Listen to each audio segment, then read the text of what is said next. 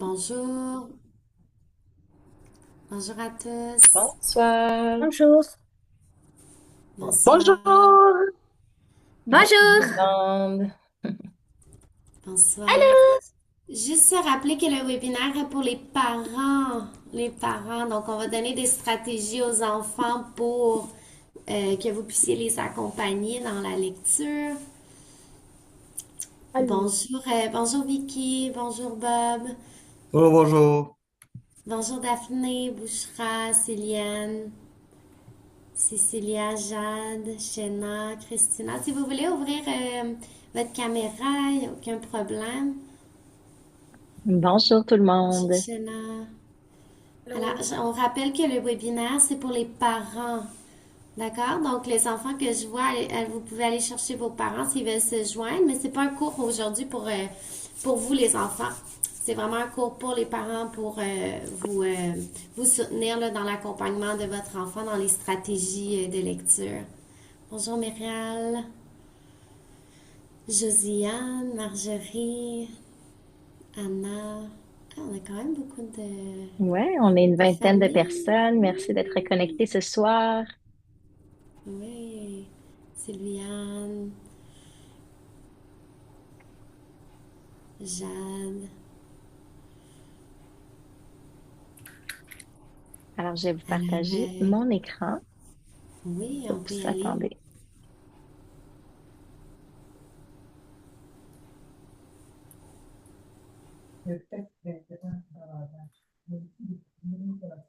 Kelly, est-ce que tu enregistres? Oui, enregistré. Bon, super. Alors, ben, je te laisse y aller. Donc, bonsoir à tous. On est très contentes, Sarah et moi, d'être avec vous ce soir, puis de pouvoir prendre le temps de discuter d'un sujet qui nous intéresse particulièrement chez l'éducation et probablement vous aussi, qui est la lecture, spécifiquement tout ce qui touche aux stratégies de lecture afin de développer ses aptitudes en compréhension de lecture. Donc, tout au long du webinaire, on va vous présenter différents outils. On va parler aussi qu'est-ce que c'est les stratégies de lecture. Puis, on vous encourage vraiment à participer. Si vous avez des questions ou si vous avez des commentaires ou vous avez envie de partager votre expérience, à lever la main et à prendre la parole. Donc, vraiment, on apprécie beaucoup ces moments d'échange entre parents pour qu'on puisse partager tout le monde. Donc, n'hésitez pas du tout à intervenir à n'importe quel moment. Dans Zoom, vous pouvez juste simplement faire lever la main, puis on va pouvoir vous donner le droit de parole, puis ça va nous faire plaisir d'échanger avec vous. Donc, pas obligé d'attendre à la fin pour les questions. Vous pouvez aussi les écrire dans le chat si c'est plus facile. Puis pour ceux qui ne connaissent pas, disons, bien Zoom, pour pouvoir lever la main, là, c'est pas comme dans Google Meet, faut peser sur réagir en bas ou react. Puis en bas, ça va être, vous allez voir, là, il y a envoyé avec des emojis, réaction, puis il va y avoir raise hand. Fait que ça peut être une possibilité. Sinon, vous pouvez Mhm. aussi là, tout simplement là, ouvrir le micro ou écrire dans le chat. Tout à Donc, fait. super. Alors, je vais commencer par me présenter, puis on va se présenter là un peu toutes les deux. Il y en a déjà des familles qui sont avec nous, donc que vous nous connaissez, et probablement plusieurs autres nouvelles. Alors, bon, moi, c'est Sarah, je suis enseignante au primaire depuis, bon, on a écrit 10 ans, mais en fait, là, théoriquement, ça fait 11 ans.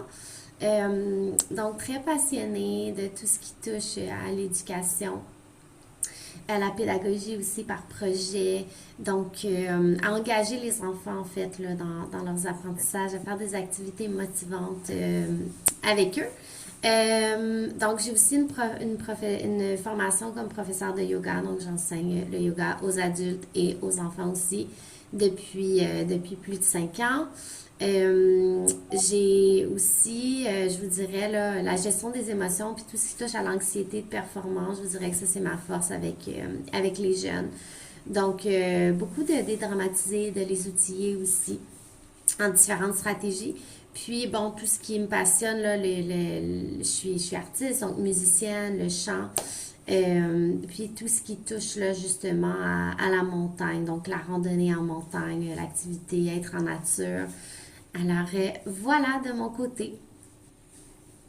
Alors, je me présente, Kaliane, cofondatrice chez l'Éducation. Donc, moi aussi, je suis enseignante au primaire comme Sarah depuis 11 ans maintenant. Je suis également certifiée en psychologie, puis j'ai une expertise en technopédagogie, donc tout ce qui touche aux technologies de l'éducation. Donc, ce qui me passionne, c'est les grandes montagnes. J'ai vécu en Amérique du Sud, précisément au Chili, pendant une dizaine d'années où est-ce que je pratique l'alpinisme et où est-ce que j'ai fondé un projet d'éducation en nature. Donc, Sarah et moi, on est très avenante avec tout ce qui est les autres types de pédagogie, apprendre par projet, puis redonner confiance à l'enfant de par son vécu afin de pouvoir le pousser un petit peu plus loin.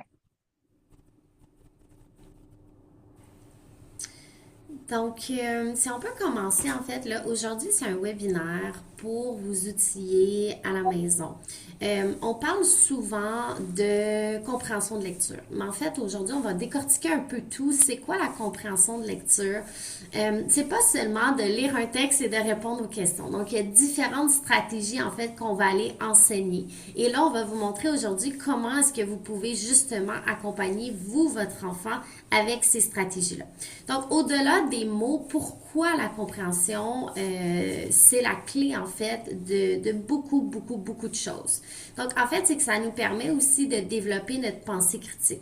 Donc, quand on demande à l'enfant, toi, est-ce que tu aurais réagi de la même façon que le personnage dans l'histoire? C'est pas juste parce qu'on veut qu'il écrive une réponse puis qu'il développe, mais on veut qu'il développe justement sa pensée critique, qu'il fasse une introspection puis qu'il se dise, moi, avec la personnalité, avec la personne que je suis, avec ce que je connais de moi, est-ce que j'aurais fait la même action que le personnage? Oui, non, et pourquoi, et d'expliquer en fait les différences. Donc, ça va au-delà des mots. En fait, ça va aussi dans l'apprentissage de soi.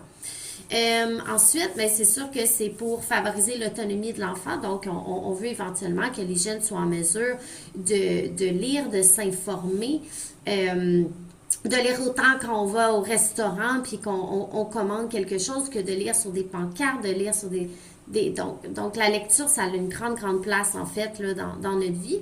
Pour renforcer aussi la confiance en soi, pour qu'on voit qu'on est un bon lecteur, qu'on comprend, pas juste qu'on lit, mais qu'on comprend ce qu'on lit, ben on est capable par la suite de partager ces informations. Donc, notre culture générale augmente aussi. Bon, bien sûr, enrichir la compréhension du monde, puis parce que la lecture est au cœur, en fait, dans toutes les matières. Hein, si on pense la science, l'univers social aussi, la résolution de problèmes en mathématiques, ça demande quand même une certaine compréhension de lecture. Alors, le parcours, en fait, du lecteur. Donc, 3 étapes, dans le fond, pour vraiment comprendre ce qu'on lit. Donc, il y a des stratégies qu'on va vous montrer, en fait, pour être en mesure de guider votre enfant, vous, à la maison. Donc, il faut comprendre, en fait, qu'on a des types de stratégies qui arrivent à différents moments dans la lecture. Donc, en premier, il y a quelque chose à faire avant même de lire un texte. Donc, c'est pas juste on ouvre le livre puis on commence à lire. Il faut se mettre un petit peu dans le contexte. Je vais vous parler tout à l'heure, là, mais on va activer nos connaissances, on va survoler le texte. Donc, ça, ce sont des stratégies que vous allez pouvoir aussi implémenter à la maison quand vous lisez avec votre enfant. Donc, il faut se rappeler qu'on est, nous, le modèle. Donc, si on le fait avec l'enfant, le but, c'est que lui soit en mesure éventuellement de le réinvestir, de le faire seul de manière autonome. Encore une fois, ça prend du temps. Donc, un enfant, disons, implémenter des routines, c'est pas parce qu'on le fait une fois ou deux avec l'enfant qu'on peut se dire, ah, il a compris, c'est bien ancré. Non, souvent, là, ça prend jusqu'à 25 répétitions. Donc, il y a des stratégies pour préparer l'enfant. On prépare le terrain, donc avant la lecture. Ensuite, il va y avoir des stratégies durant la lecture, comment devenir un détective de l'histoire. Et on va avoir des stratégies aussi après la lecture pour consolider le tout. Attends, j'arrive plus. OK.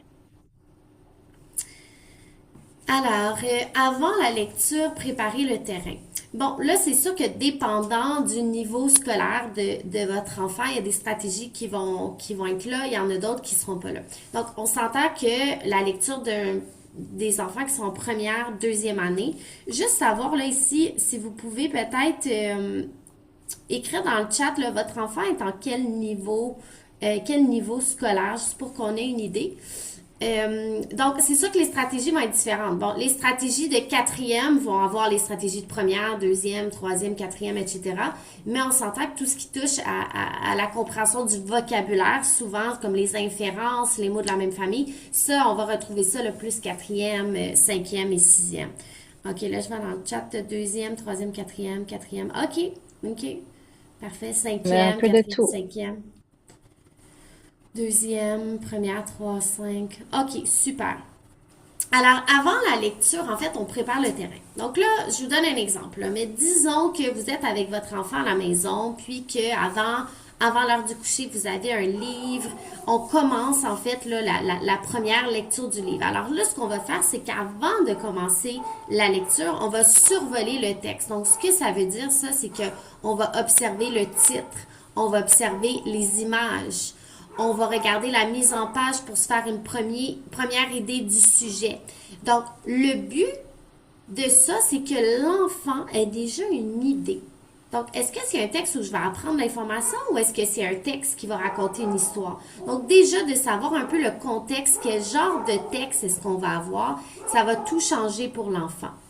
Donc, on peut regarder le titre, lire le titre avec l'enfant, regarder en fait les images aussi, puis demander à l'enfant, ah, mais de quoi est-ce que tu penses que ça va parler? Pourquoi? Combien de personnages est-ce qu'il va avoir à ton avis? Donc, Kali, je te laisse continuer pour la deuxième stratégie. Oui, donc, Activer les connaissances antérieures. oui, ah, excusez, ça avait bugué. Oui, donc ensuite, pour activer ses connaissances intérieures, en fait, en quoi ça consiste? C'est pour préparer l'élève à la lecture. On l'invite à penser à qu'est-ce qu'il connaît déjà sur le thème parce que ça va lui permettre d'avoir déjà plus d'informations et de mieux comprendre qu'est-ce qui s'en vient. Donc, avec les tout petits, souvent, qu'est-ce qu'on fait? C'est qu'on va, par exemple, présenter la première de couverture, on va regarder l'image, puis on va leur demander, bon, à quoi est-ce que ça te fait penser? À quoi est-ce que tu as déjà lu des histoires qui ressemblent à ça? Donc, ça facilite vraiment la compréhension parce qu'il fait des liens avec ce qu'il connaît. Donc, ça peut être soit des histoires qui ressemblent ou des liens avec sa vie quotidienne. Puis ça va permettre à l'enfant un peu de le mettre dans ce contexte, de pouvoir se faire un peu une image mentale. Et donc, au fur et à mesure de sa lecture, il va pouvoir faire des liens avec qu'est-ce qu'il connaît déjà. Donc, c'est comme si on part pas à zéro la page blanche, mais on prépare un petit peu l'histoire avec qu'est-ce qu'il connaît déjà.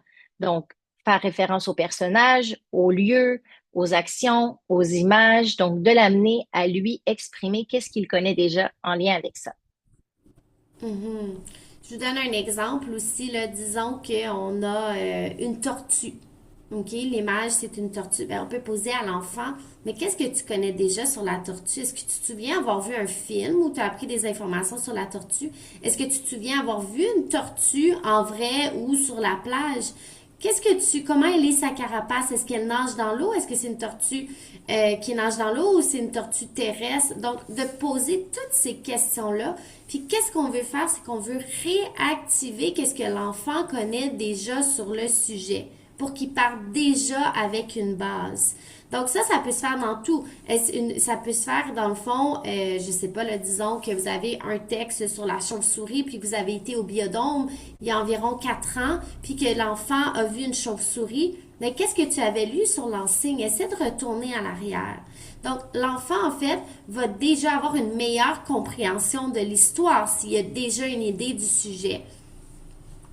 Donc ça, ce sont vraiment deux stratégies importantes avant de commencer la lecture que nous, on fait avec les enfants. Quand on leur remet un texte, là, par exemple, en compréhension de lecture à l'école, donc l'enfant va leur dire toujours, OK, avant le texte, qu'est-ce que tu vas faire? Parfait. Donc des fois, avec le surligneur, on va leur faire souligner le titre, les intertitres, les images, les mots en caractère gras. On va leur demander, mais qu'est-ce que tu penses qui va arriver dans l'histoire? C'est quel type de texte aussi? C'est important quand l'enfant reçoit un texte, là je parle plus de troisième, quatrième, cinquième, sixième.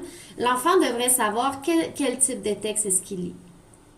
Est-ce que c'est un texte littéraire où on raconte une histoire?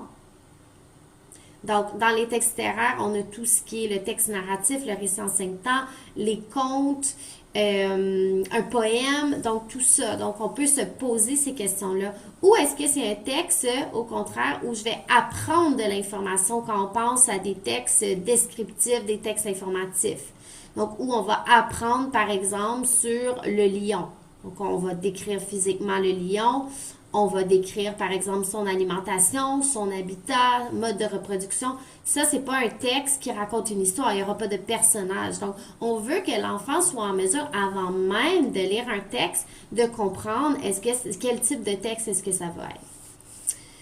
Donc, on prépare le terrain avant la lecture. Ensuite, on va avoir les stratégies, justement, pendant la lecture. Donc, devenir un détective de l'histoire. Et là, on a quand même plusieurs stratégies. On en a fait ressortir quelques-unes. Bon, sachez qu'il y en a encore plus, mais les plus principales que vous pouvez travailler avec vos enfants.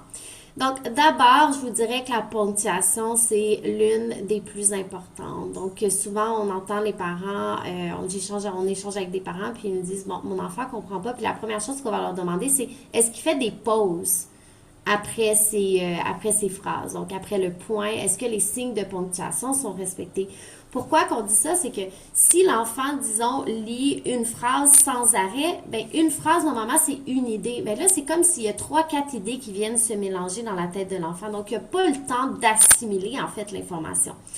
Donc, apprendre à s'arrêter au point, à changer le ton avec des points d'interrogation, avec des points d'exclamation, et à faire des pauses aux virgules rend la lecture plus fluide et plus compréhensible. Donc, comment est-ce qu'on peut faire ça à la maison? C'est que vous êtes le modèle. Vous allez lire à haute voix pour que l'enfant puisse entendre. Puis on le dit à l'enfant. Donc, je vous fais un petit exemple, OK? Je vais lire sans faire de pause, puis ensuite, je vais lire en faisant des pauses.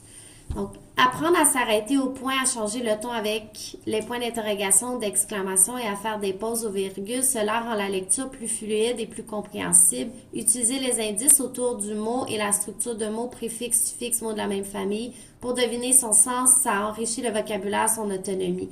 L'enfant visualise dans sa tête ce qui se passe dans l'histoire. Ce cinéma intérieur l'aide beaucoup à comprendre les événements. Donc, c'est très rapide. C'est pas, ça ne laisse pas le temps d'assimiler vraiment bien l'information. Surtout là, si on pense à un texte qui raconte une histoire, il faut se faire une image dans notre tête. Parfois, c'est plus difficile pour les jeunes. Donc, ce qu'on recommande, en fait, c'est qu'après les virgules, qu'il y ait une pause d'environ une seconde, 0,5, 2 secondes. Puis après les points, 2, 3 secondes. Donc, je vous donne un exemple. Apprendre à s'arrêter au point, à changer le ton avec les points d'interrogation ou d'exclamation et à faire des pauses aux virgules. Cela rend la lecture plus fluide et plus compréhensible. Donc, il n'y a pas de presse. Il n'y a pas de presse à avoir que les enfants lisent rapidement. Au contraire, c'est plutôt de prendre son temps puis de voir, bon, est-ce qu'on a bien compris, est-ce qu'on a été capable de se faire une image mentale. Puis ça, en fait, quand vous disons là que vous lisez avec votre enfant, quatrième année, OK? Vous allez lire la page, disons, la première page à la gauche. Mais pendant ce temps, vous pouvez demander à votre enfant aussi d'imaginer. Il peut se fermer les yeux pendant que c'est vous qui lisez. On peut se fermer les yeux puis dire, je veux que tu t'imagines, là, disons que l'histoire se déroule dans la jungle, mais je veux que tu t'imagines dans la jungle. Qu'est-ce que tu vois? Qu'est-ce que tu entends? Dépendant aussi de qu'est-ce qui est dit dans l'histoire. Donc, une représentation mentale. Les personnages, on va te les décrire physiquement souvent ou leur niveau de personnalité, la personnalité. Donc, si on dit que l'enfant est intrépide, donc c'est un enfant qui n'a pas peur du danger ou qui est aventurier, bien, on peut l'imaginer, cet enfant-là, disons, dans la jungle, en train de prendre des risques ou grimper dans les arbres, un peu sauter. Donc, dépendant de ce qui est nommé, on est capable de se faire une image mentale. Un peu comme un film. On dit aux enfants de se faire comme un film dans leur tête. Donc, ça, c'est l'une des premières stratégies. Est-ce qu'il y en a qui ont des questions jusqu'à maintenant?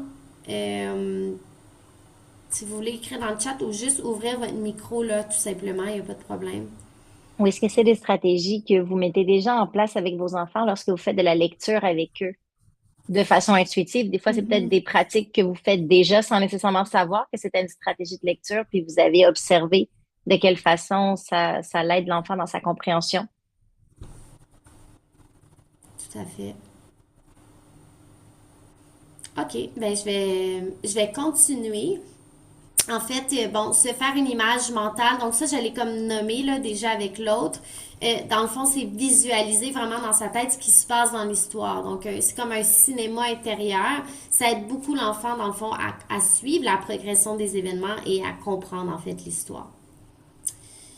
Parfait.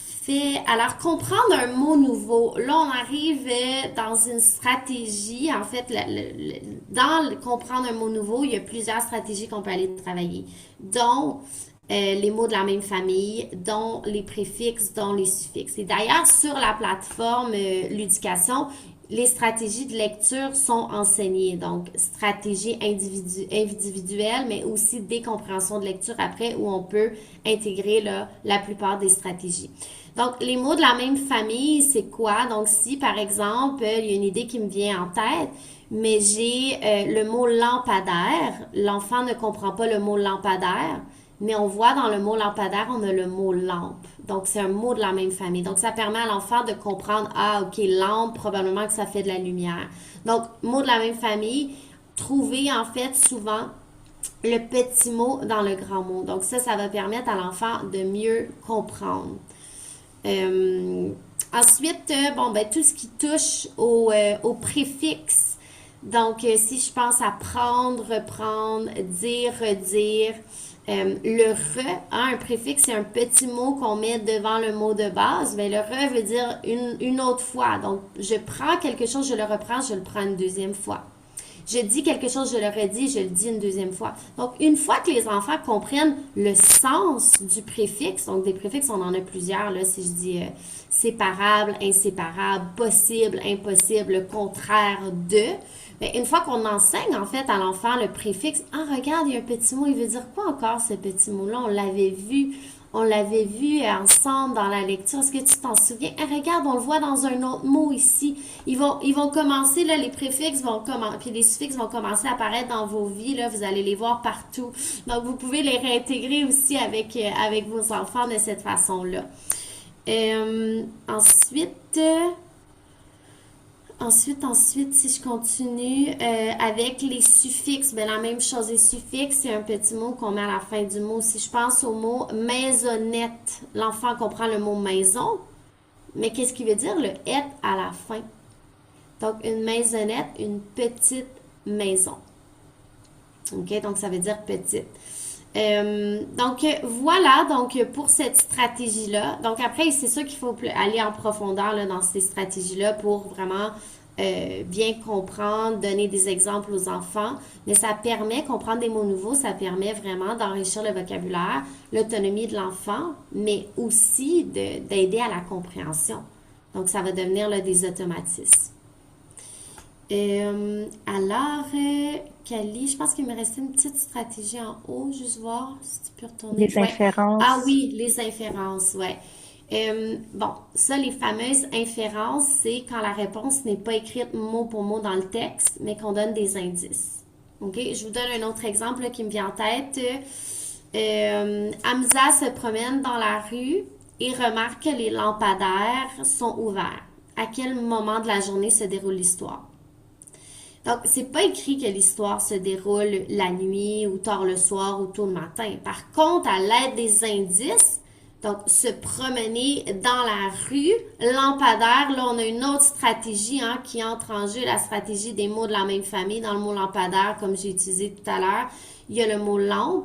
Donc, l'enfant doit mettre comme ensemble tous ces indices-là. Et là, ça, c'est une stratégie qui est difficile pour eux. Ils doivent comprendre, jouer au détective. Ce n'est pas écrit mot pour mot dans le texte, mais mettre ensemble tous les indices pour être en mesure de me dire, OK, l'histoire se déroule la nuit parce que quand les lampadaires s'ouvrent, ça veut dire qu'il commence à faire noir dans la rue. Et voilà. Ou tôt le matin aussi, là, ça pourrait fonctionner très tôt le matin à 3h, 4h du matin avant le lever du soleil ou en soirée aussi quand il fait noir, après le coucher du soleil. Donc, il y a plusieurs réponses.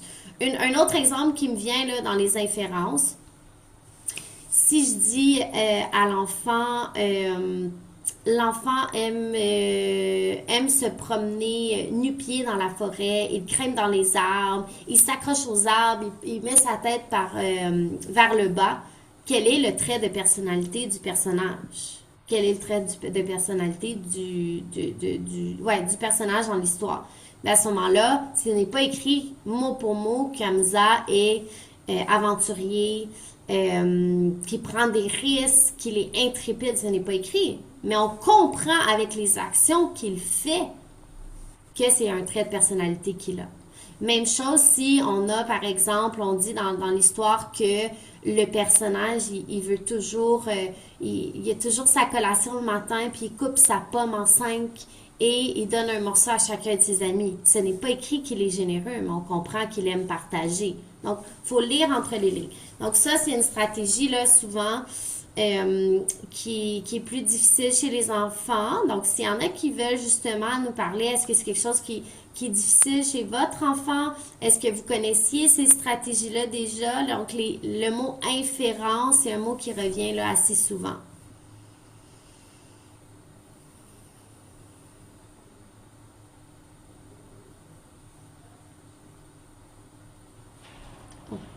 On OK. peut peut-être continuer. Dernière Oui. étape. Alors, après la lecture, donc de consolider en fait les acquis. Donc, l'enfant en fait peut vraiment identifier l'essentiel. Donc, qui étaient par exemple les personnages importants de l'histoire? Qu'est-ce que tu retiens de l'histoire? Qu'est-ce que tu as appris de nouveau? Est-ce que tu t'es reconnu à un certain moment dans un personnage de l'histoire? Donc là, je parle plus d'un texte narratif qui raconte une histoire. Après ça, mais ça peut être la même chose dans un texte informatif qui donne l'information. Donc, on veut que l'enfant ait compris en fait là, les différentes étapes de l'histoire. Donc, souvent, quatrième, cinquième, sixième, on va travailler le récit en 5 temps. La situation initiale, probablement que vous l'avez entendu, la situation initiale, l'élément déclencheur, les péripéties, le dénouement, la situation finale. 5 parties dans l'histoire, récit en 5 temps, qu'on appelle aussi le texte narratif. Donc, ce sont des textes où il y a des personnages, il y a un problème à l'histoire, souvent les péripéties, on va avoir des actions pour essayer de régler le problème. Le dénouement, la solution au problème, la situation finale, on rééquilibre l'histoire.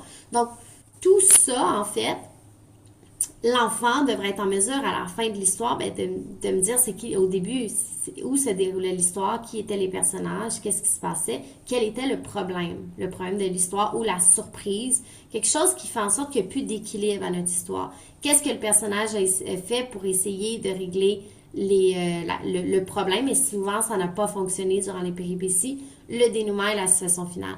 Donc, d'avoir vraiment une idée globale, sans nécessairement aller dans les détails, mais que l'enfant ait bien saisi quelles étaient les différentes étapes. Donc, résumer, ça permet aussi de vérifier qu'il a bien compris et de retenir en fait les informations importantes. Parce qu'on lit pas juste pour lire, hein. On lit éventuellement pour s'éduquer, pour retenir. Si je pense à un texte informatif ou descriptif, ou une revue, hein, les débrouillards ou les explorateurs pour les enfants, ce sont des superbes revues pour qu'ils puissent acquérir de nouvelles informations et apprendre. Donc ça, si vous ne connaissez pas les débrouillards ou les explorateurs, allez jeter un coup d'œil. C'est vraiment la majorité du temps, ce sont des textes justement informatifs pour les jeunes, mais il y a des expériences, il y a des recettes qui peuvent faire. Donc, c'est vraiment, vraiment des beaux outils pour les jeunes.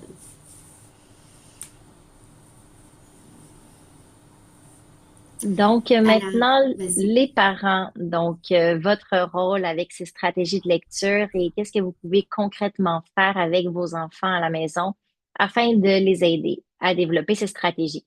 Parce que oui, à l'école, c'est ce qu'ils travaillent. Par contre, c'est important de pouvoir le renforcer de façon individualisée aussi à la maison, puis surtout dans des contextes, je dirais, qui sont plus détendus. Par exemple, lorsqu'on va lire un livre en soirée ou même à l'heure du coucher, on peut facilement intégrer des petites stratégies de lecture sans que l'enfant nécessairement voit ça comme une tâche. Donc, un premier conseil, ce serait justement de créer une routine calme. Donc, prévoir peut-être un 5-10 minutes par jour où est-ce que vous vous installez avec l'enfant pour qu'il lise, pour l'aider à progresser dans sa lecture, mais sans qu'il se sente obligé. Donc, on peut inviter l'enfant à choisir un livre qu'il a envie de lire. Donc, si vous avez plusieurs livres à la maison, ou si vous allez à la bibliothèque, ou si vous avez une collection de livres, donc de ne pas imposer le choix du livre, mais de l'amener à choisir le livre qu'il a envie de lire. Puis ça peut être seulement quelques pages. L'important, c'est la constance, puis d'y aller vraiment au rythme de l'enfant. Donc, le plaisir, la constance, c'est vraiment qu'est-ce qui est le plus important. Ensuite, parler du livre avant de le lire. Donc ça, on fait appel aux stratégies de lecture que Sarah a énumérées qui sont en lien avec avant la lecture. Donc, concrètement, vous pouvez poser les questions à l'enfant avant même d'entamer la lecture. À ton avis, de quoi parle cette histoire? Qu'est-ce que tu connais déjà sur le sujet? Les images, à quoi est-ce que ça te fait penser? Donc, si on regarde la première de couverture, par exemple, donc, de vraiment prendre le temps de parler du livre avant de le lire pour que l'élève puisse se faire une image mentale. Un autre conseil, et un des plus importants, c'est vraiment de normaliser les erreurs. On veut que la lecture soit une activité agréable pour les enfants et non que ce soit une tâche. Et en fait, les enfants vont associer la lecture à une tâche si à chaque fois qu'ils font des erreurs, ils sont repris nécessairement puis que ce soit associé à quelque chose de négatif. Donc, à la place, il faut normaliser les erreurs et en fait se rappeler que c'est normal de faire des erreurs pendant la lecture parce que c'est comme ça qu'on apprend, puis que ça fait partie de notre travail de lecteur et de notre progression de faire des erreurs. C'est comme ça qu'on apprend les sons, les mots, et donc de ne pas voir ça comme étant négatif. Au contraire, c'est vraiment une occasion d'apprendre. Donc, si l'enfant lit avec vous dans un contexte détendu, dans un contexte calme, un livre qu'il a choisi, il va être probablement beaucoup plus réceptif à l'erreur et à s'améliorer parce qu'il va pas sentir qu'il est dans une tâche et qu'il doit performer. On veut vraiment enlever l'idée là, de performance.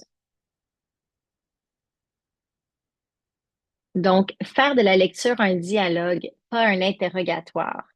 Donc, lire à deux voix. Si votre enfant est un peu réticent par rapport à la lecture, si par exemple vous ouvrez le livre et trouve qu'il y a beaucoup de texte, ben à ce moment-là, vous pouvez le lire avec lui. Donc, par exemple, l'enfant lit une phrase et le parent lit la suivante, ou l'enfant lit une page, le parent lit la suivante, dépendamment du niveau de l'enfant. Donc, souvent, ça va réduire la fatigue, surtout si, par exemple, c'est durant la routine du coucher, peut-être que l'enfant est fatigué. Puis, ça va surtout soutenir sa fluidité et faire en sorte qu'il va se concentrer davantage. Ensuite, de discuter des images dans sa tête. Donc, au fur et à mesure de la lecture, de faire des pauses. Ça peut être après chaque page, ça peut être après chaque paragraphe, dépendamment comment le livre est fait. Mais l'importance de faire des pauses et de discuter des images que l'enfant se crée dans sa tête. Donc, on veut vraiment amener l'enfant à se créer un film, des images dans sa tête et qu'il puisse l'imaginer. Donc, amener la discussion avec lui. Donc, pas seulement lui demander, bon, alors tu te l'imagines dans la tête, mais de lui poser les questions sur qu'est-ce qu'il imagine, qu'est-ce que tu imagines en ce moment, raconte-moi ce que tu vois. Donc, cela va vraiment activer sa stratégie de visualisation, puis de vraiment prendre le temps d'aller avec ces étapes-là. Puis c'est pas grave si on ne termine pas l'histoire ce soir, c'est beaucoup plus important d'aller travailler ces petites stratégies. Sarah, tu veux ajouter quelque chose? Ton micro est éteint. Oui, ben en fait, j'avais en tête des enfants justement qui ont des difficultés d'apprentissage. Je pense, bon, à la dyslexie, la dysorthographie. Ces enfants-là, ça leur demande tellement d'énergie juste de décoder les mots. Donc, le cerveau, en fait, souvent, il va inverser des lettres. Donc, le mot qui est lu, c'est pas nécessairement le mot qui est écrit. Donc, eux, au niveau de la compréhension, c'est pour ça qu'on va intégrer souvent la synthèse vocale. Donc, on leur lit l'histoire parce qu'à ce moment-là, ils peuvent se concentrer sur la compréhension de l'histoire et non le décodage des mots. Donc, de lire avec des enfants justement qui ont des difficultés, pas juste des difficultés, mais ceux qui en ont, ben, c'est d'une très, très grande aide pour eux. Puis aussi le fait de Mhm. voir que vous vous impliquez aussi. Donc, ah, maman ou papa prend le temps de lire avec moi. C'est comme une activité qui devient vraiment spéciale. C'est votre activité à tous les deux. Puis, vous allez le voir aussi progresser votre enfant. Donc, à ce moment-là. Tout à fait. Donc, on se rappelle que l'idée, c'est vraiment de faire la lecture une activité positive. Donc, vous intégrez petit à petit les stratégies qui font du sens aussi pour vous et en lien avec ce que vous lisez. Donc, dernier conseil, poser de petites questions ouvertes. Donc, on peut s'arrêter justement dans la lecture, puis c'est important de s'arrêter pour réfléchir, on imagine, mais on va aussi poser des questions, par exemple, pourquoi penses-tu que le personnage fait ça? Pourquoi est-ce que ça s'est arrivé ou au contraire de prédire, ah, qu'est-ce qui va se passer si on voit, par exemple, qu'il y a un personnage qui arrive et qui a l'air de préparer un mauvais coup, par exemple, ah, qu'est-ce qui va se passer? Puis donc, d'amener l'élève à faire des prédictions. Ça encourage aussi beaucoup la création d'images mentales et la réflexion. Donc, on se rappelle, on veut que ce soit positif. Donc, le plus important, c'est vraiment de modéliser le plaisir et la curiosité. Quand on parle de modéliser, on parle de montrer l'exemple. Donc, vous pouvez donner l'exemple du plaisir de lire. Donc, même si votre enfant, par exemple, vous voit lire un livre pour le plaisir, même si c'est que quelques minutes par jour, ça envoie le message que la lecture, ça fait partie du quotidien, c'est amusant, on aime ça. Tandis que si les livres, c'est seulement quelque chose que l'enfant voit à l'école dans une tâche de lecture, ben, il va associer livre, école, travail, compréhension de lecture, puis on veut sortir de ça. On veut que la lecture devienne un plaisir. Donc, de varier justement les types de lecture, donc avec les albums, les bandes dessinées, des magazines, documentaires, des recettes de cuisine. Donc, en fait, tout ce qu'on peut lire, tout compte. L'important, c'est d'engager l'enfant dans une lecture. Donc, si vous voyez qu'il y a un style de livre qui intéresse beaucoup l'enfant, ben, on l'encourage à le lire. On essaie de varier les approches, bien sûr, mais on va tout de suite partir de l'intérêt des enfants. Des fois, il y a des parents qui nous disent, ah, moi, mon enfant, il veut seulement lire des bandes dessinées. Ben, c'est correct pour l'instant. Il lit, puis il y a de l'intérêt envers les bandes dessinées. Super, on va renforcer cet intérêt-là. Puis après, petit à petit, on va l'amener à découvrir d'autres styles littéraires. Mais ne pas bannir un intérêt parce que c'est seulement un intérêt, au contraire, de le renforcer parce que c'est un peu son point d'ancrage par rapport à la lecture.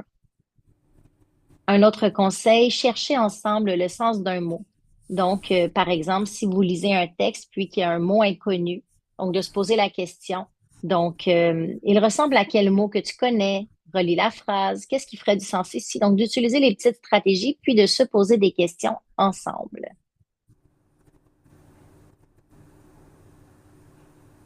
Donc, soutenir son enfant dans son parcours de lecture, ça peut être vraiment un voyage enrichissant si on en fait une activité quotidienne, ludique, mais surtout amusante et réconfortante pour l'enfant, de vraiment créer ces petits moments. Et donc, à travers tout ça, on intègre petit à petit ces petites stratégies et ça permet aussi à l'enfant de développer justement sa confiance en soi. Donc, je vous ai bâti un outil. Je vais vous partager l'écran pour vous montrer l'outil. Un outil qu'on va vous partager à la suite du webinaire qui récapitule les différentes stratégies de lecture et votre rôle. Donc, on va le regarder ensemble. Puis ça va être envoyé là, de toute façon par courriel. Puis ceux qui ont accès à la plateforme, l'éducation, c'est partagé dans la section, dans l'espace parents. Vous allez voir là, cet outil-là. Alors, nous avons tout d'abord ici, on a regroupé les stratégies de lecture. Donc, les stratégies avant la lecture, pendant la lecture et après la lecture. Donc, les stratégies que Sarah nous a présentées au début, on a parlé en général des stratégies de lecture, tout cycle confondu. Parce qu'en fait, ce sont les mêmes stratégies de lecture qu'on parle de la première à la sixième année. C'est juste qu'on ne va pas toutes les utiliser. Bien sûr, en première année, les enfants n'ont pas le même niveau de lecture qu'en cinquième année, donc on vient toujours ajouter de nouvelles stratégies. Et les stratégies qu'on utilisait au premier cycle, on les utilise encore au troisième cycle. Donc, si on regarde, par exemple, au premier cycle, les premières stratégies qu'on va voir avant la lecture, activer les connaissances, la stratégie du survol, pendant la lecture, la ponctuation, se faire une image mentale, puis après résumer. Donc, ce sont des stratégies qu'on va effectivement reprendre au deuxième cycle et ensuite au troisième cycle. Mais nous allons venir en ajouter puisque la lecture se complexifie. Donc, au deuxième cycle, on va aller ajouter la stratégie. Donc, on ajoute aux stratégies du premier cycle. On va aller ajouter la stratégie pendant la lecture, la stratégie des inférences, puis la stratégie des mots nouveaux, des mots de la même famille. Puis au troisième cycle, nous allons ajouter la stratégie des mots nouveaux, des préfixes, suffixes, puis la stratégie de résumer l'idée principale du paragraphe. Donc, ce petit aide-mémoire vous permet de voir, dépendamment de l'âge de votre enfant, quelle stratégie vous pouvez mettre en place avec lui. Puis, nous avons développé ici un petit outil pour travailler les stratégies de lecture pour que ça puisse être ludique dans votre période de lecture avec les enfants. Donc, je vous explique comment ça fonctionne. Première étape, découpez les étiquettes des stratégies correspondantes à l'année scolaire de votre enfant. Donc, ici, vous pouvez découper toutes les étiquettes. Ça, ce sont toutes les stratégies de lecture. Donc ici, avec l'aide-mémoire, vous pouvez voir lesquels correspondent au niveau scolaire de votre enfant.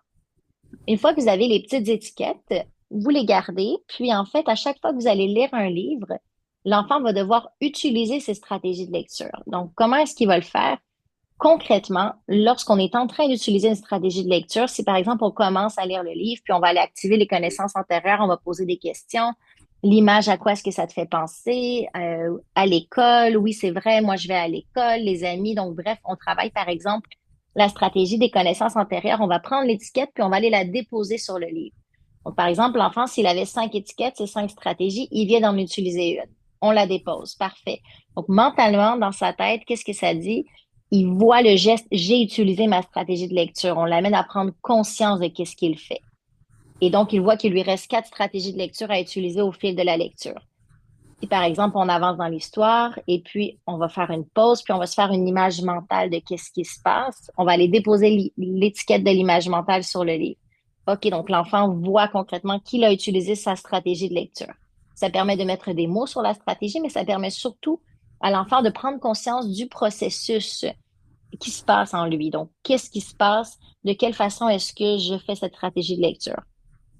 Donc, toutes les stratégies doivent être utilisées au moins une fois pendant la lecture et on peut bien sûr les réutiliser. Donc, on se fait une image mentale, pas seulement à un moment de la lecture, mais à des moments clés aussi. Donc, c'est une stratégie qui peut être réutilisée, mais l'important, c'est qu'elle puisse être utilisée au moins une fois puis que l'enfant fasse le geste de déposer l'étiquette. Donc, concrètement, c'est comme pour dire, je viens d'utiliser ma stratégie et j'en prends conscience. Et ici, vous avez un petit rappel, donc les clés de la lecture, un guide pour les parents et enfants. Donc, certaines stratégies avant, pendant et après la lecture. Donc, les stratégies essentielles, par exemple, survoler le texte, faire une image mentale, résumer l'essentiel. Et le rôle du parent et les conseils qu'on a vus ensemble. Donc, des conseils pour accompagner votre enfant dans la lecture. Créer une routine, lire à deux voix, poser les questions, chercher les mots ensemble, normaliser les erreurs, donner l'exemple. Donc, vous avez ici un petit rappel. Donc, ce guide contient 3 pages, puis ça vous permet de pouvoir avoir accès rapidement à l'information. Quelles sont les stratégies de lecture? De quelle façon je peux les mettre en place avec mon enfant et l'outil concrètement que je peux utiliser avec lui. Donc, cet outil-là va vous être envoyé par courriel, puis vous l'avez aussi accès dans l'espace parc.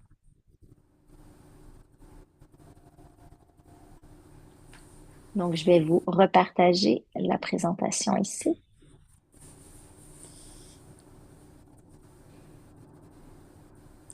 Alors, on va vous parler un petit peu, dans le fond, il nous reste à peu près une dizaine, quinzaine de minutes. Puis si vous avez des questions là, par la suite, n'hésitez surtout pas.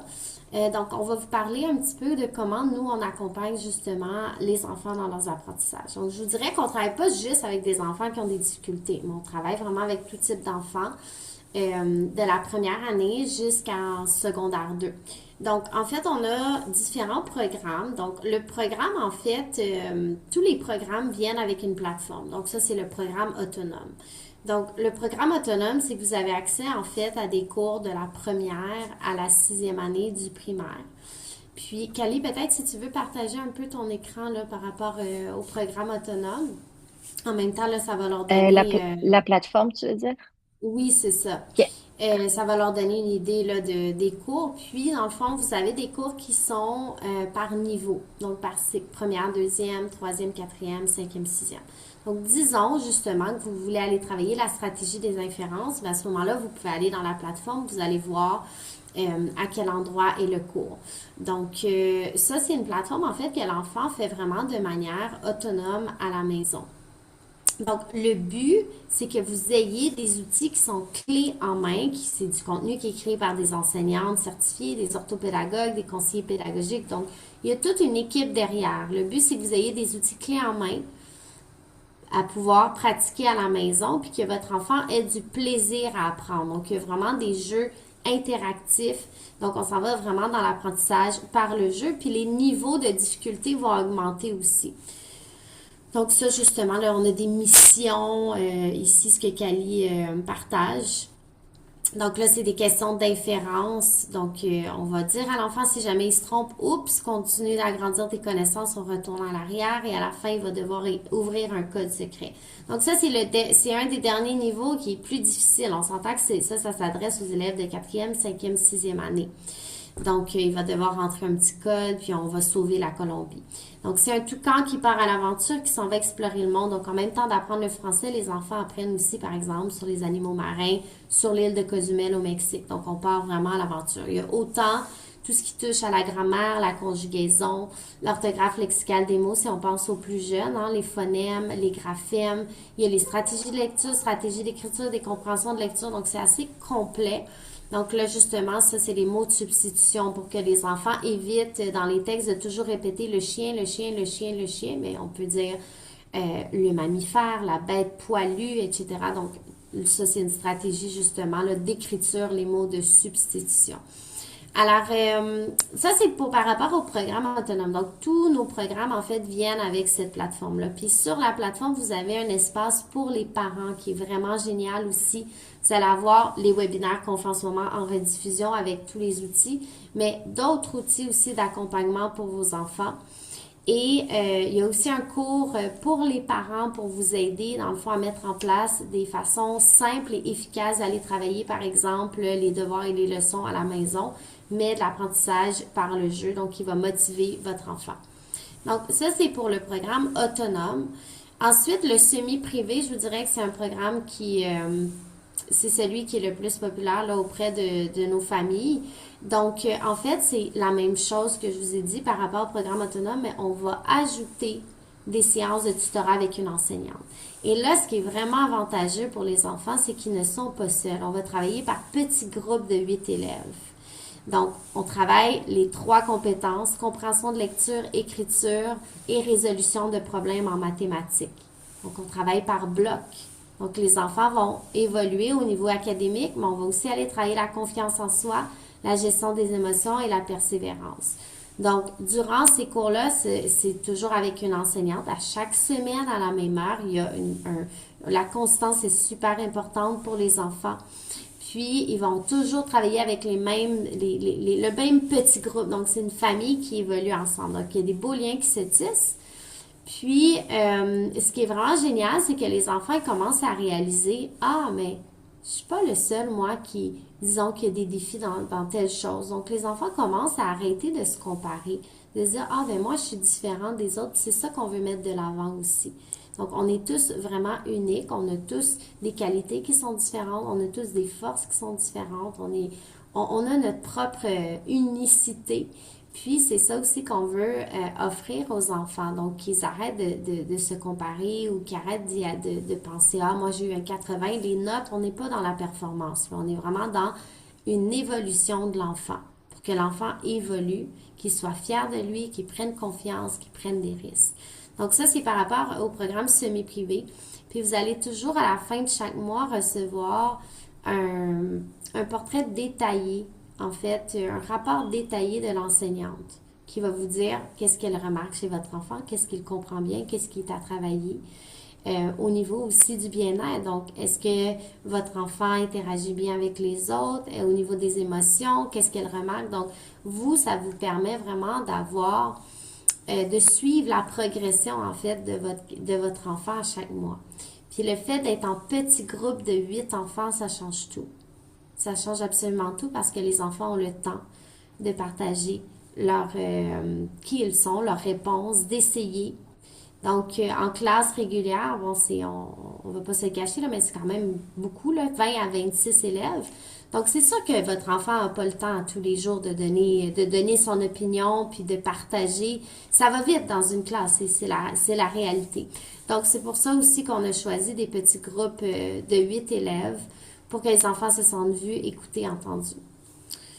Donc, voilà pour le programme semi-privé. Puis, le programme privé, ça, c'est vraiment du 1 à 1 avec une enseignante. Donc, au lieu d'être des petits groupes de 8 élèves, à ce moment-là, c'est un 1 à 1, encore une fois, 60 minutes par semaine. C'est vraiment, on va aller cibler des objectifs qui sont personnalisés pour les enfants. Donc, si on pense là, souvent à des enfants en grande difficulté d'apprentissage, ben, à ce moment-là, c'est préférable là, d'aller travailler un à un. Donc, nous, de toute façon, quand on échange avec les parents, vous allez nous parler de votre enfant, on va faire un portrait, puis on va être en mesure de vous dire quel programme correspondrait là, le mieux à ses besoins. Je vous dirais, la majorité des enfants, le programme qui convient le mieux, c'est le programme semi-privé. Mais après ça, ça peut diverger aussi vers le privé, vers le autonome aussi. Donc, si jamais vous aimeriez justement là, l'accompagnement, mais écrivez-nous dans le chat, laissez-nous vos coordonnées. On demande là, toujours aux parents juste l'adresse courriel, le numéro de téléphone. Puis à ce moment-là, Cali ou moi, on va vous appeler. Puis en fait, c'est vraiment pour échanger, pour vous donner de l'information, mais surtout pour vous écouter, en fait, qu'est-ce que vous vivez. Parce que chaque enfant est vraiment différent. Donc, chaque famille avec lesquelles on parle, c'est jamais la même chose. Mais qu'est-ce qui revient souvent, par contre, je vais vous le dire, ce qui revient souvent, c'est les parents qui nous disent, bon, à la maison, il y a de la résistance au niveau de la période des devoirs et des leçons, mon enfant n'a pas envie de les faire, ou on se chicane, ou il y a des crises. Bon, ça, c'est quelque chose je vous dirais, un 7-8 familles sur 10, OK? Ça arrive. Puis en fait, c'est que ce qu'il faut comprendre, c'est que souvent l'enfant va vous percevoir, vous, comme la figure parentale. Donc là, quand le parent interagit aussi comme l'enseignant, il y a comme une résistance qui se crée.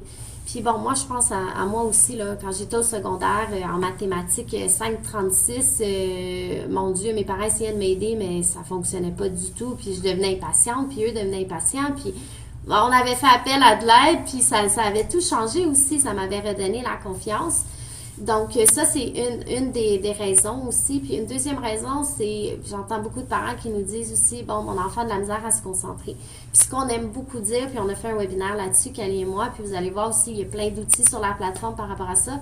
La concentration, c'est quelque chose qui se travaille, c'est comme un muscle. On ne naît pas concentré ou pas concentré, mais on va aider l'enfant justement au fur et à mesure à trouver des stratégies de concentration. Et dans les cours avec les enseignantes, on travaille ça. On met en place des projets, les enfants vont être impliqués, les enfants vont avoir envie de s'investir. Donc, il y a tout le volet entraide aussi qui est mis de l'avant. Donc, ça, c'est quelque chose qu'on travaille énormément là, avec les jeunes. Donc voilà, si ça vous parle, écrivez-nous. Ah, bon, j'ai Cilienne qui vient d'écrire justement son adresse courriel. Parfait, on va communiquer avec vous sous peu, Cilienne. Puis il y a le numéro de téléphone aussi, il y a notre site internet si vous voulez aller jeter un coup d'œil, notre adresse courriel. Donc, on est vraiment là pour vous accompagner. Vous n'êtes pas, quand vous embarquez dans le programme, on ne disparaît pas. On va avoir des appels de suivi. On va avoir 2 appels de suivi. On va avoir une rencontre préparatoire en premier où on va vous montrer au complet la plateforme, le calendrier de cours. Parce qu'à chaque semaine, votre enfant va avoir des cours à faire sur la plateforme. On va avoir des appels par la suite, après le premier cours, comment ça s'est passé, qu'est-ce que vous vivez, vous. On va échanger ensemble, on va trouver des façons pour que ça se passe mieux, pour que ce soit plus facile, pour qu'on crée tout le monde ensemble, qu'on forme tout le monde ensemble une équipe. Alors voilà, n'hésitez pas si vous avez des questions, là, c'est un bon moment ou quelque chose que vous avez envie de partager. N'hésitez pas à prendre la parole ou si vous voulez qu'on vous contacte, vous écrivez vos coordonnées dans le chat. Puis on va vous contacter demain. Donc, ça va nous faire plaisir là, de discuter des besoins de votre enfant avec vous, puis vous guider vers qu'est-ce qui est le plus adapté. Donc, n'hésitez pas, puis à faire part de vos commentaires sur les stratégies de lecture, sur la rencontre d'aujourd'hui ou sur votre propre expérience. Donc, on est bien ouverte à vos partages.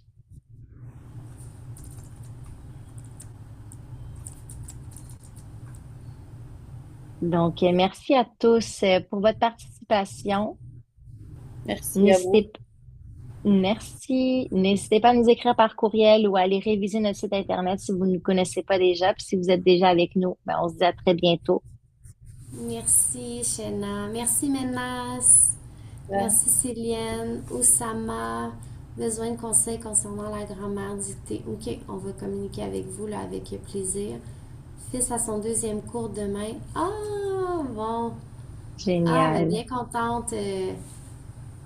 de savoir ça, qu'il a apprécié le premier cours. Super, Oussama. Merci beaucoup. Merci de votre temps. Je sais que c'est après une journée, il est Il est tard, mais bonne tard. nuit à votre soirée aussi. On se- Tout est bien fait. Bon, merci, Ménas. Merci. Puis, Merci, vous Nathan. regarderez bien vos courriels. Vous allez recevoir la présentation et l'outil également par courriel. Puis, si vous êtes déjà abonné, vous allez pouvoir aussi le retrouver sur notre plateforme avec l'espace parent. Ah, mon fils, j'ai Ménas qui dit mon fils apprécie beaucoup ses cours du dimanche. Bon, super. Bien heureuse Merci. d'entendre ça. Premier cours pour Stella samedi, merci. Hmm.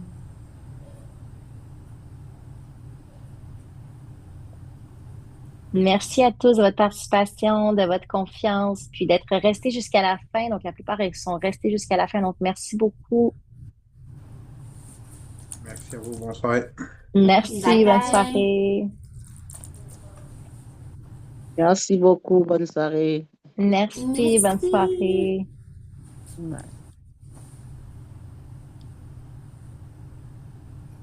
J'avais une question vite, vite.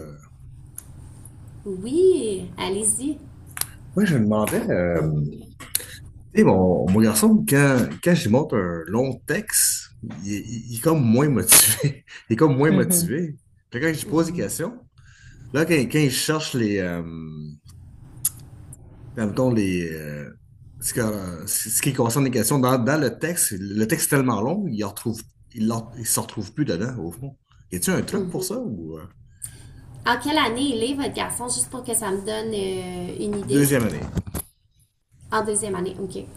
Bien, c'est sûr que si vous implémentez les stratégies là, qu'on vient de travailler, c'est sûr que ça va l'aider. Donc, d'abord, de se faire une idée du texte. Donc, qu'est-ce qu'il est en train de lire? Qui sont les personnages? Est-ce que c'est plus dans les textes qui racontent une histoire que c'est difficile ou c'est plus les Exact. textes Mhm. Mhm. ouais, qui racontent une C'est histoire? Ouais. raconte une Ouais, parce que histoire parce que, ouais. OK.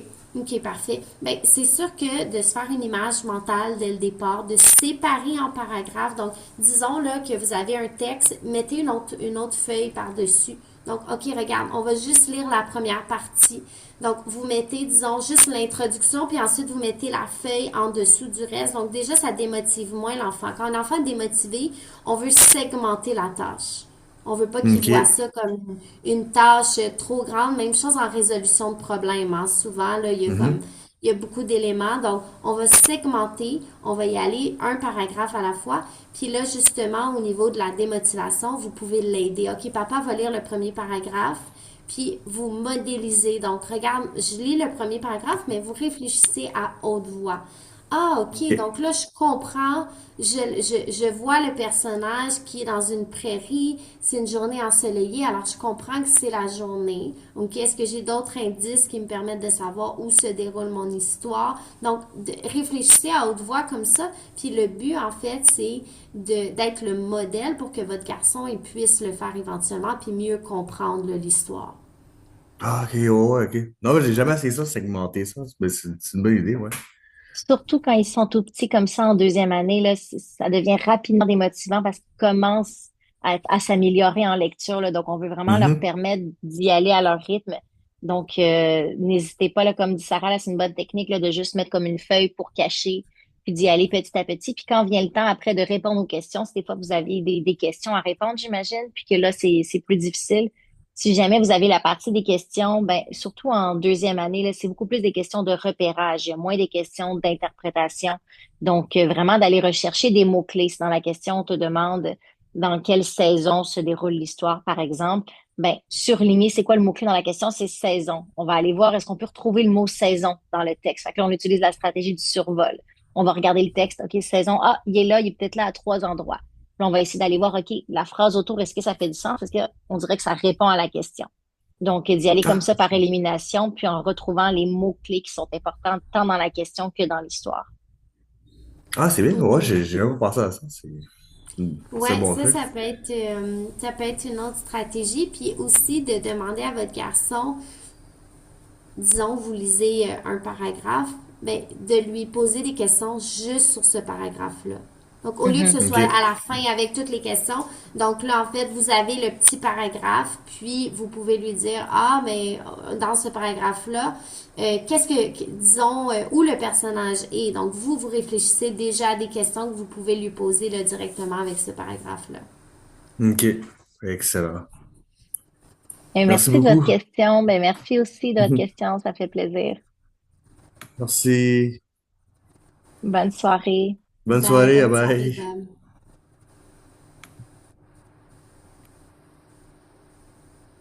Alors, je vais Céliane? mettre fin. Ah, Ah, ok. je vais mettre fin à l'enregistrement.